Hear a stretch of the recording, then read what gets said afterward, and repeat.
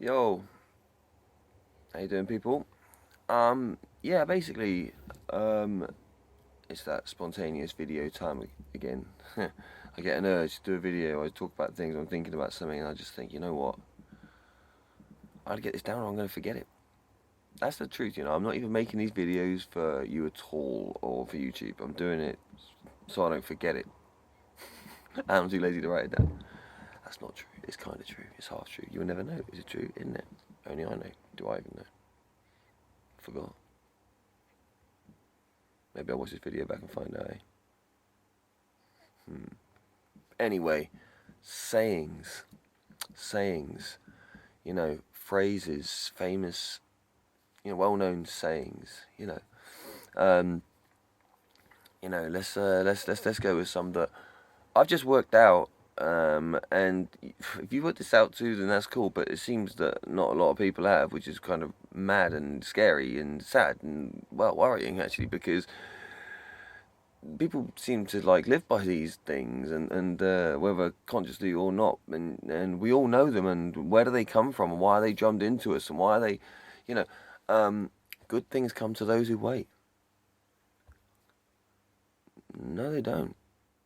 No, they don't. I mean, you might be very fortunate and sit around waiting and waiting and waiting and waiting, and then the good thing you've been waiting for does just come along. Has that ever happened to you?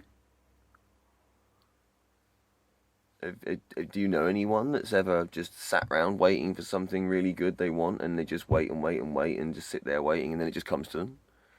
Good things come to those who wait. No, that makes absolutely no sense.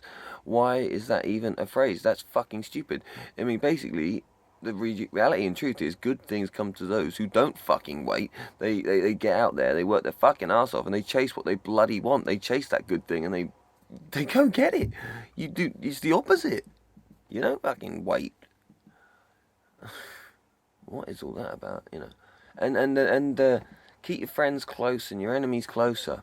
Yeah, yeah. Because that way, you're the intention behind that, it seems, is because, oh, yeah, your friends, well, they're okay, so they're there, but your enemies, oh, they're the ones that are out to get you, so get them as close as possible, because then you can sort of watch their movements and if they're going to get you or not. That is fucked up, right, for many different reasons, in my opinion. Okay, surrounding yourself with negativity, then, or with people that you don't fucking like. Why would anybody want to surround themselves with enemies? And if you are planning to do that because of that fucking ridiculous saying, and because of the, oh, you can watch, that is just basically paranoid. Like, and you're going to manifest your own destruction with these enemies. It should be keep your friends close and your enemies as fucking far away as possible. Where do these things come from? Who invented these, and where do they come from? And why are they so well known? And whether or not people go, oh, you might be sitting there going, oh yeah, but people don't have to live by the. When you have traditions and social conditions, social etiquette, social, what's the word? On the freaking word. There's social things that happen, a lot of frequencies, that happen, and familiarities, occurrences. You do end up falling into them. You do, and it makes me think yet again, oh, paranoid, the conspiracy thing, but they've been designed just to fuck you up.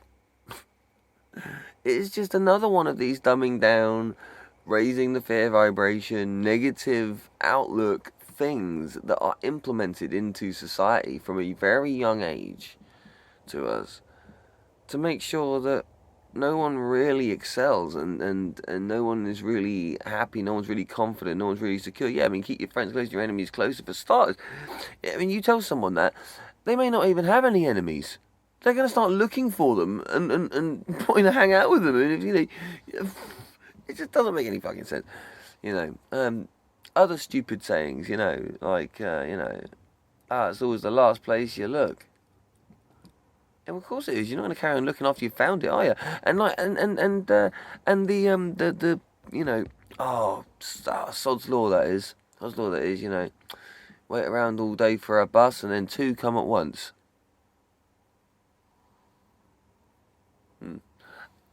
Sometimes that happens, but I don't know. I just think these things are a bit, a bird in hand is worth 2 in the bush. That one, that's a fucking, diamond. That's basically going, take half every time, because even if there was any sort of like, well, 1 in hand is worth 2 in the bush, yeah, well, it depends what sort of weapon you've got, and it depends what sort of bush it is, and it depends what person. Come on, I mean, I'm being pedantic, but that doesn't apply as a general rule, because if it did, it'd basically mean undercut yourself by half every time. It's fine, and it's the best thing to do. That's what it's saying. And this what comes down to like the whole point, which is basically, today I knew somebody, and they've been fucking having a great time. Actually, they've been living a great life, and they've been. I bumped into them, I haven't seen them for ages, and they basically been enjoying themselves, living well, working hard, and they really, really enjoy smoking crack cocaine, and they smoke crack cocaine every day, and spend about £200 apparently on it every day, and this has been going on for about 2.5 years, and they're eating cut down massively, and this all sounds really bad because all again, they were not bad at all. They were totally happy. There was nothing wrong with them at all. They looked great. Everything was great, and I was like thinking, wow, is this even true? They wouldn't lie, I know. And then anyway, they went to like a gym where they did monitor this high-tech gym, and they monitored everything, and they didn't tell the gym anything about this, obviously, addiction. I mean, I saw them, and they were smoking some rock before they went in there.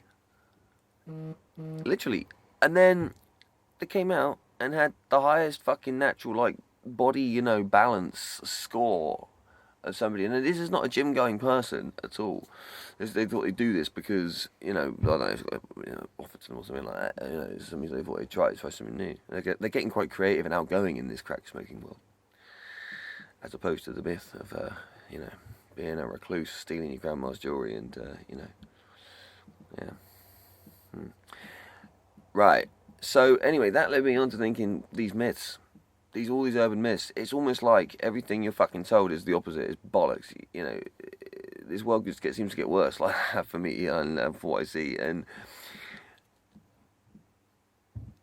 the whole, mess their life on drugs. I thought this obviously isn't true. If anything, this person's life is better than I've ever known, and they're doing this all day, every day. That can't be a coincidence. I'm not going to say crack makes your life. You know what? No. You know what? I'm going to put it out there and say, is that the fucking reason that I want you to do it? Is that the reason? There's so many bad myths created about it, like crack babies, fake. Unemployment is as high as... No, untrue, actually. Before crack was on the market, unemployment was actually higher. Fact.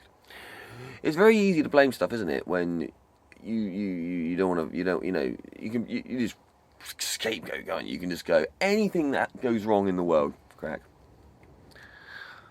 Anyway, the point of what I'm saying is people ruining lives on drugs, and you can go, oh yeah, but I know people, you might be disagreeing with me now, probably shouting at the screen now, you leave a comment, say, oh yeah, but I know people that ruin their life, and those people that...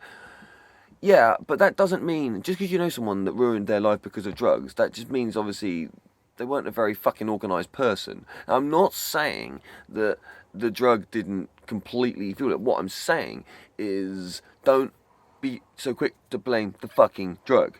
How about you look at the person first? Yeah?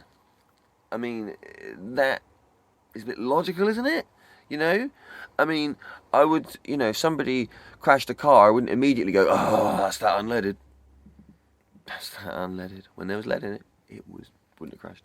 No, I'm not going to blame the fuel someone puts in for the crash, right? I'm not, the machine fucking, no. I'm going to look at the machine, see if that was faulty first, and then maybe the fuel had something to do with it. Do you see what I'm saying with this, right? Yeah.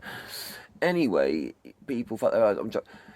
There's this big thing, isn't there? Another one of those sayings. Oh, drugs destroy lives. Drugs kill. Especially crack. Crack destroys lives. It's a lot of people that have smoked have been smoking crack while they've had their lives destroyed or destroyed their own lives or whatever. Yeah, that has happened. That does happen. But what about all the people that do, like this person I met today, and they haven't had their life destroyed or they don't? Well, there's probably millions of them, more than there is the ones that have fucked their lives up. But because you only see the fucked up lives, then have the connotation of the fact they were doing the drugs, and you think, oh, there you go, that's the majority then. And then you meet someone and then they're smoking crack and they seem fine, and you go, oh, don't do that, you'll fuck your life up. Hang on, they're a statistic of the ones that don't, which is the majority. Not this minority of people that just are fuck ups. Yeah?